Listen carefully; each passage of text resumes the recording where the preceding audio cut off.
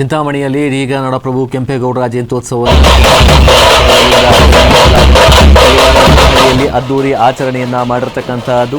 ನಾಡಪ್ರಭು ಕೆಂಪೇಗೌಡ ಅವರ ಜಯಂತಿಯನ್ನ ಇದೀಗ ಆಚರಣೆ ಮಾಡಲಾಗಿದೆ. ಪುಷ್ಪಾರ್ಚನೆಯನ್ನ ಮಾಡೋ ಜೊತೆಗೆ ಮೆರವಣಿಗೆಯಲ್ಲಿ ಭಕ್ತಿ ಸಂಭ್ರಮವನ್ನು ತೋರಿಸಿರ್ತಕ್ಕಂಥದ್ದು.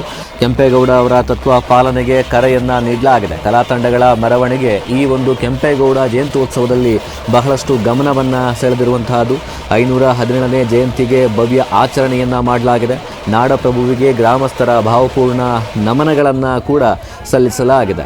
ಚಿಂತಾಮಣಿಯಲ್ಲಿ ನಾಡಪ್ರಭು ಕೆಂಪೇಗೌಡರ 517ನೇ ಜಯಂತಿ ಆಚರಣೆಯನ್ನ ಮಾಡಲಾಗಿದೆ. ಕೈವಾರ ಬನಹಳ್ಳಿಯಲ್ಲಿ ಈ ಒಂದು ಅದ್ದೂರಿ ಸಂಭ್ರಮಾಚರಣೆಯನ್ನ ಮಾಡಿರುವಂತಹದ್ದು. ಕೆಂಪೇಗೌಡ ಅವರ ತತ್ವ ಸಿದ್ಧಾಂತಗಳನ್ನು ಅಳವಡಿಸಿಕೊಳ್ಬೇಕು ಅಂತೇಳಿ ಬನಹಳ್ಳಿ ಮಂಜುನಾಥ್ ಕರೆಯನ್ನ ನೀಡಿದ್ದಾರೆ. ವಿವಿಧ ಕಲಾ ತಂಡಗಳಿಂದ ಅದ್ದೂರಿಯಾಗಿ ಮೆರವಣಿಗೆ ಮುಖಾಂತರವಾಗಿ ಸಾಗಿರ್ತಕ್ಕಂಥದ್ದು. ಚಿಕ್ಕಬಳ್ಳಾಪುರ ಜಿಲ್ಲೆ ಚಿಂತಾಮಣಿ ತಾಲೂಕಿನಲ್ಲಿ ಇದೀಗ ನಾಡಪ್ರಭು ಕೆಂಪೇಗೌಡ ಅವರ ಸುಮಾರು 517ನೇ ಜಯಂತಿಗೆ ಭವ್ಯವಾಗಿರ್ತಕ್ಕಂಥ ಆಚರಣೆಯನ್ನ ಮಾಡಲಾಗಿದೆ. ವಿಜೃಂಭಣೆಯಿಂದ ಒಂದು ನಾಡಪ್ರಭು ಕೆಂಪೇಗೌಡ ಜಯಂತಿ 517ನೇ ಜಯಂತಿ ವಿಜೃಂಭಣೆಯಿಂದ ಇದುವರೆಗೂ ಬನಹಳ್ಳಿ ಇತಿಹಾಸದಲ್ಲೇ ಇಂಥ ಜಯಂತಿ ಆಚರಣೆ ಮಾಡಿಲ್ಲ.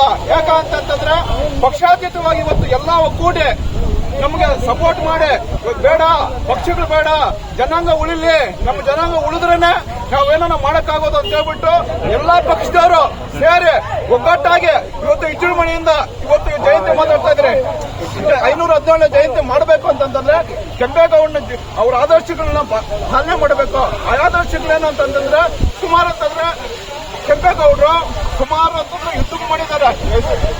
ಅಂತಿಂತ ಯುದ್ಧಗಳೆಲ್ಲ ಅವರು ನಾಡಪ್ರಭು ಕೆಂಪೇಗೌಡನ ಆಗ್ಬೇಕು ಅಂತಂದ್ರೆ ಸುಮಾರು ಬೆಂಗಳೂರಲ್ಲೇ ಬಳೆಪೇಟೆ ಪೇಟೆಗಳು ಸುಮಾರು ಒಂದು 62 ಪೇಟೆಗಳು ನಿರ್ಮಾಣ ಮಾಡಿದ್ರು. ಕೆರೆಗಳು 1000 ಕೆರೆ ನಿರ್ಮಾಣ ಮಾಡಿದ್ರು. ಆಮೇಲೆ ಇದು ಬೇರೆ ಕಡೆಯಿಂದ ಬಂದವರ ವಲಸೆ ವರ್ಗ ಅವರು ಸಹಾಯ ಮಾಡಿದ್ರು. ಸುಮಾರು ಅಂತಂದ್ರು ಅವರು ಅಂತ ಒಂದು ವ್ಯಕ್ತಿ ಇಡೀ ಬೆಂಗಳೂರಲ್ಲ ಇಡೀ ರಾಜ್ಯದಲ್ಲಿ ಯಾರು ಸಿಗೋಕೆ ಸಾಧ್ಯ ಇಲ್ಲ. ಇನ್ನೊಂದೇನಂತಂದ್ರೆ ಇವತ್ತೇನು ಒಂದು ವಲಸಿಗರು ಒಂದು 50% 1 ಕೋಟಿ 6 ಲಕ್ಷ ಇದೆ ಏನೋ ಬೆಂಗಳೂರಲ್ಲಿ ಜನಸಂಖ್ಯೆ. 1 ಕೋಟಿ 6 ಲಕ್ಷ ಜನಸಂಖ್ಯೆಯಲ್ಲಿ ಒಂದು 50% ಬೇರೆಯವರು ಬಂದು ನೆಲೆಸಿದ್ದಾರೆ. ಆ ಬೇರೆಯವರು ನೆಲೆಸಿದ ಕಾರಣ ಯಾರು ಅಂತಂದ್ರೆ ಇದೇ ಕೆಂಪೇಗೌಡರು ಮಾಡಿದಂತ ಸಾಧನೆಗಳು. ಆ ಕಾಲದಾಗ ಪೇಟೆಗಳು ನಿರ್ಮಾಣ 62 ಪೇಟೆಗಳು ನಿರ್ಮಾಣ ಮಾಡಲಿಲ್ಲ ಅಂತಂದ್ರೆ ಇವತ್ತು ಇಡೀ ವಿಶ್ವ ಮಟ್ಟದಾಗ ಬೆಂಗಳೂರು ಹೆಸರುವಾಸಿ ಆಗಂತ ಸಾಧ್ಯ ಇಲ್ಲ. ಹೆಸರುವಾಸಿ ಆಗಬೇಕು ಅಂತಂದ್ರೆ ಕೆಂಪೇಗೌಡರು ಆ ಕಾಲದಾಗ ಒಂದು ಮುಂದಾಲೋಚನೆ ಇದ್ದು ಅವತ್ತು ಮಾಡಿದ್ರು. ಇವತ್ತು ಏನಾದ್ರು ಇದು ಬೆಂಗಳೂರಲ್ಲಿ ಒಂದು ಪಾರ್ಕು, ಒಂದು ಕೆರೆ, ಒಂದು ಬಿಲ್ಡಿಂಗ್ಗಳು, ಒಂದು ಕಟ್ಟಡ ಏನಾದ್ರೂ ಇರಬೇಕು ಅಂತಂದ್ರೆ ಕಾರಣ ಯಾರು ಅಂತಂದ್ರೆ ನಮ್ಮ ಕೆಂಪೇಗೌಡರು.